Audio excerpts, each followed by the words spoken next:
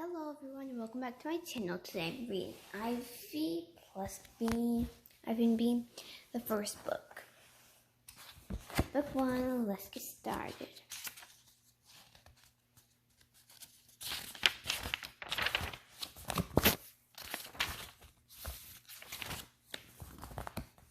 No thanks. Before Bean met Ivy, she didn't like her.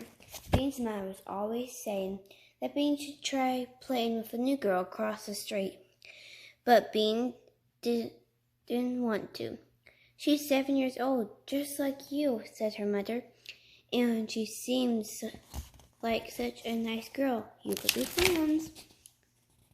I already have friends, said Bean. And that was true. Bean did have a lot of friends. But really, she didn't want to play with Ivy because her mother was right. Ivy did seem like such a nice girl, even from across the street. She looked nice, but nice, Bean knew, is another word for boring. Ivy sat nicely on her front steps. Bean zipped around her yard yelling and yelled. Ivy had long, curly red hair, pushed back over a sparkly headband. Bean's hair is black, and it only came to her chin because it got tangled if it was any longer. When Bean put on a headband, it fell off. Ivy wore a dress every day. Bean wore a dress when her mother made her. Ivy was always reading a big book. Bean never read big books. Reading made her jumpy.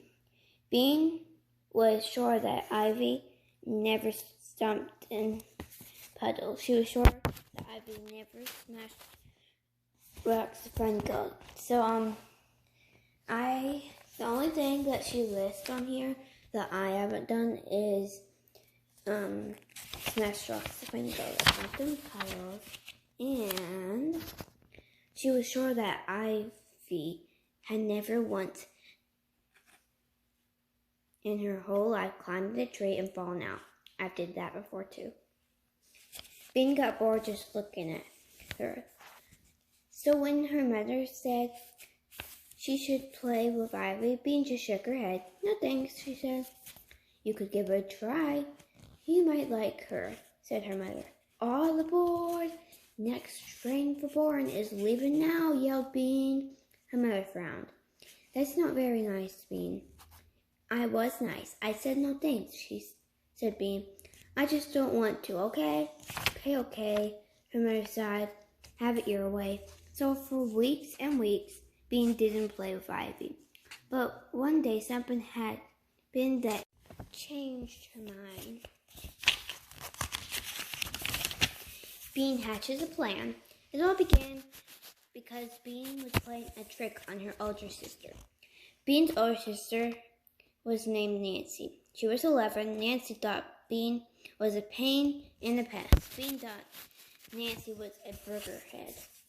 Ever since she turned 11, Nancy had been acting like she was Bean's mother. She ordered Bean around in a grown-up voice. Comb your hair. No more pretzels. Brush your teeth. Say please. Bean's mother said that Nancy was going through a stage. Bean knew what that meant. That meant Nancy was bossy. Bean also knew that no one likes bossy kids, so she was trying to help Nancy be done with her stage. Here's how she helped. She bugged Nancy until she freaked out. Bean thought it was pretty helpful. This afternoon that Bean got her great idea, she was shopping with Mom and Nancy. Actually, Bean was being dragged along by her mom and Nancy. Bean hated shopping. Nancy loved it. Nancy was trying on skirts, lots of skirts. She put on a purple skirt. She looked at her in front of the mirror. Then she turned to her side, and then she turned around and tried to look at her behind. Looks good, said Bean. Let's go. Be patient just a little bit longer, Bean, said Bean's mother. I think it's cute, honey, she said to Nancy. Nancy looked in the mirror some more. Do you think the pockets look dumb? Do you think the pockets are dumb? I like pockets, said Bean's mom. Get it, moaned Bean. She had never been so bored in her entire life. She was so bored, she fell on the floor. She looked a tiny peek up at the lady in the dressing room next door. Yow! Get up, Bean, said her mother. This minute. Bean got up and sat on the triangle seat again. Let's see. She waited. Nancy looked at herself. I kind of like it, Nancy said. But it costs $40. That's all my money. I could get 2 shirts for $40. Don't be a dragwad, said Bean. She had just learned that word. It meant someone who didn't like to spend money. Don't call your sister a tightwad. Oh, tightwad. I don't know, said Bean's mom. Bean saw Nancy's eyes looking at her in the mirror. Tightwad, Bean mouthed. Without any sound, Nancy's eyes got narrower, and so quick that her mother didn't see, she stuck her tongue out. Then Nancy turned to her mother and said, I think the skirt costs too much. I'd rather try on some tops. Mom, I would rather try on some tops. Bean knew that Nancy was being slow on purpose, just to drive her crazy. Bean thought about kicking her in the shin, but then she got an idea. It was a great idea. It was also helpful. It was also a helpful idea. Well, now teach Nancy not to be such a tightwad. And best of all, her idea would make Nancy freak out. You'll be sorry, Bean mouthed to Nancy. I don't know if you guys have seen, but look at that. Versus that. So don't that look more like that, not, let me find it. That, I don't know. If she asks the authors by Annie Brown and Sophie Blackwell, if it's an accident or on purpose, it just looks so funny. Next page. The Ghost of Pancake Court. Bean was hiding inside a big round bush in her front yard. The bush was right next to the sidewalk, and it was very scratchy and sticky inside. But Bean needed to be in the bush for her plan to work. Here's how Bean's plan went. She took a $20 bill out of Nancy's purse, and she taped a long thread to it. She put the $20 bill on the sidewalk. Then she held out the other end of the thread and climbed into the bush. Nancy would be coming home from school soon, but that's something to say. I think it would be better if she hid the string in the bush, so the money was sticking out of the bush where Nancy could see it, right there, and she pulled it. Oh, it's silky mean, but be better to trick Nancy with. No, she would see the money on the sidewalk. She would bend down to pick it up. Bean would quickly pull the money away, and then Nancy would freak out. Bean could hardly wait. There was only one problem. Nancy didn't come. Bean sat inside the bush. A branch poked her arm. Leaves fell down in her shirt. She itched. She waited. Nothing happened. It was very quiet. Bean was hardly ever this quiet for this long, but because there was nothing else to do, she looked at the house across the street. Really, it wasn't across the street. It was around the street. Bean loved her street. The first reason was its name, Pancake Court. The second reason was that It ended in a big circle right in front of Bean's house. Her dad called it a cul-de-sac. Bean called it cool. As she started riding her bicycle at the end of the block and pedaled really, really hard, she could whisk around the circle, tied low over the sidewalk like a motorcycle racer. Slam! Bean looked up. She saw Ivy coming onto her front porch and plopped down on the top step. Bean squinted at her. Ivy looked strange. She wasn't wearing a dress today. She was wearing a black bathrobe with lots of little pieces of paper stuck to it. Weird, thought Bean. She squinted some more. Instead of a big book, she was carrying a stick painted gold. She thought, what a dork.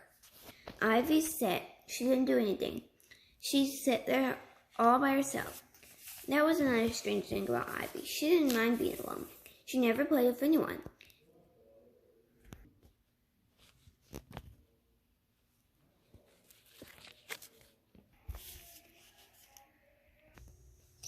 Bean played with everyone. Big kids, little kids, all the kids in the neighborhood played with Bean. Even Crummy Matt, who was so crummy he threw other kids' toys into the road, wanted to play with Bean. She took care of little kids when they fell down and got blood all over their knees. Bean would take them home to get Band-Aids. The big kids let her play with them because she had good ideas, like seeing how many backyards they could cross without touching the ground.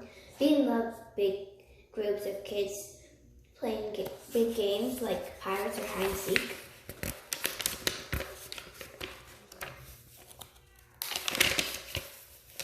Sometimes Bean wished she were an orphan so she could live in an orphanage with 100 other kids. Of course, she didn't tell her mother and father that.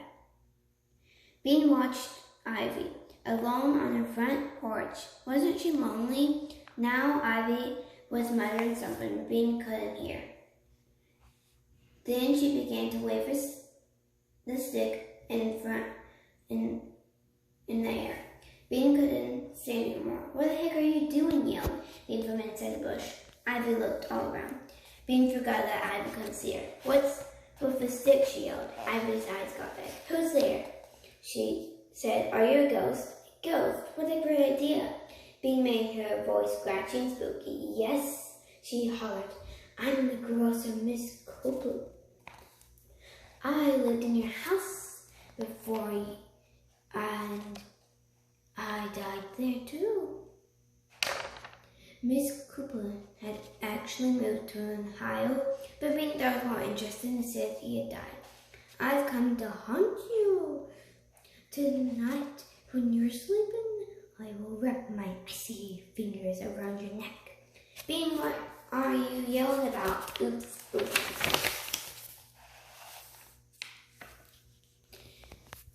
Bean meets Ivy. Bean picked out the leaves. Nancy hadn't seen the $20 bill. She was standing on it. Thought Bean. Her plan was a bust, but she kept on being a ghost. Maybe she could scare Nancy a little. I'm going to wrap my fingers around your neck, too, she hollered in her squeaky voice. And I'm going to spit in your ear. No, you're not, said Nancy. She didn't sound scared. She reached into the bush and yanked Bean out. Stop yelling. That's when she saw the $20 bill. Hey, she said, where'd you get the money? You don't have $20. Then she saw the string. I see what you're doing, burp face. I bet this is my money too. Then she picked up the bill and looked at it. You stole my money. I'm telling Mom. She began to pull Nancy toward the front door. Oh no, thought Bean. None of her ideas were working out today. Now she had two choices. She could go inside and face Mom, or she could run. So Bean fell over on the ground and started to wail. My ankle! Ow! Ow! Ow! My ankle's killing me. It's sprained. She held up her ankle. Nancy frowned. You didn't sprain your ankle, you faker, she said. But she bent down to take a look.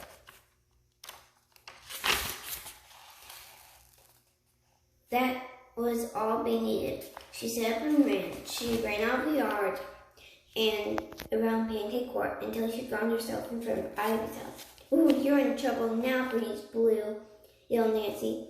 I'm going to tell Mom. Bernice was Bean's real name. People only used it when they were yelling at her. Bean couldn't help it. She just had to stick her tongue out and say,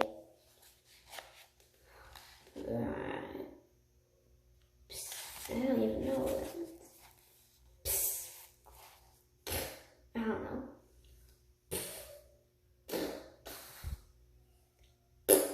That's what that means. Doing it with your tongue. And there's her sticking out her tongue.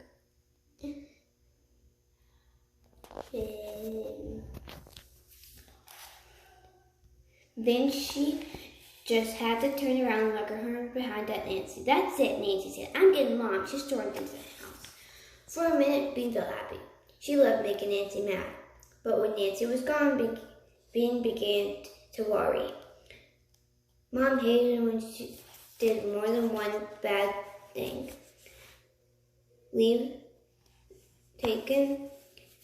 Taking the money, lying about our ankle, leaving the yard of her asking, and looking her behind out Nancy. 4 days, 5 years, continually goes. How big? Bean was going to be in trouble. How big? No sir for sure. No bills for a week? Maybe, but it could be even worse. Her mom might send her to a room for the rest of the day. Bean hated that. Hi! Bean looked up and forgotten about Ivy. Ivy was standing on her porch. She watched the whole time. She knew that the ghost of Mr. Coupler was really Bean inside the bush. Bean was excited to be expecting her to be mad. But she didn't look mad. She looked decided. Hi, she said again. Thought Bean. Maybe born Ivy was right. If her mom couldn't find her, she couldn't send her to her room. If she stayed out until dark, her parents would stop being mad and start being worried. Her mom would say, oh, my poor little Bean, my poor little baby. Then they would be so happy to see her when she came, limping home. They probably wouldn't punish her at all. They might even let her a second on dessert. That settled it. Okay, she said to Ivy. Where? Follow me. Ivy came down the stairs and slipped behind the bush, growing against her house. Bean followed her and crouched down under the wide leaves. No, get up. This is just beginning, said Ivy. I'm going to take you to a secret spot. This isn't it? Asked Bean. The bush looked pretty good to her. No, this is a passageway. She pressed against her back, against the house, and edged along. Bean edged along too. The wall scraped her back. They turned her corner and edged some more. Ivy's house was big. Halt, said Ivy. Bean halted. Now, said Ivy, close your eyes, and I'll take you to the secret spot. What? How come I have to close my eyes? Because it's a secret, said Ivy. Duh. Bean couldn't argue with Ivy. She looked like a one, but she didn't talk like one. Bean closed her eyes. She felt Ivy take her to her by the elbow, and together they went down to the steps and opened the door. More steps. Cold, damp air blew in Bean's face. Then they went up some steps. Another door opened. they were outside again. Ivy was taking Bean through some tall grass. Shh, said Ivy suddenly. Bean froze. Crouch down, said Ivy. Bean crouched. There's the sounds. Okay, now you can get up. What happened? Asked Bean. Spies, said Ivy. Bean figured Ivy was probably making that up. Now you can open your eyes, Ivy said.